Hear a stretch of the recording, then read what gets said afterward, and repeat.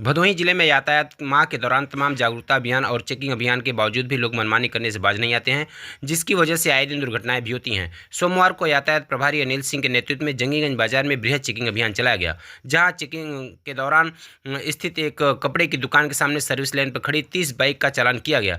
चालान की कार्रवाई होने पर लोगों में हड़कंप मच गया। यातायात प्रभारी अनिल सिंह ने दुकानदार से बताया कि सर्विस लेन पर किसी भी ग्राहक की बाइक खड़ा न होने पाए, अन्यथा कार्रवाई की जाएगी। मालूम हो कि जंगीगंज में आए दिन जाम की समस्या से लोगों को परेशानी होती है और लेकिन दुकानदार की मनमानी से लोग आए दिन सर्विस लेन पे आने जाने में समस्याएं से जूझते हैं और वहां पे बाइक खड़ी रहती है, जिससे कई बार दिक्कतें भी होती है।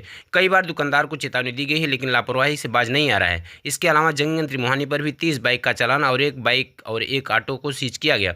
यातायात प्रभारी अनिल सिंह ने बताया कि जो भी यातायात के नियमों का उल्लंघन करेगा उसके खिलाफ कड़ी से कड़ी कार्रवाई की जाएगी। जंगीगंज अंडरपास में लगी दुकानें और सर्विस लेन पर लगी दुकानों को भी हटाने के लिए निर्देश दिया गया। इस कार्रवाई में जंगीगंज बाजार में हड़कंप मचा रहा।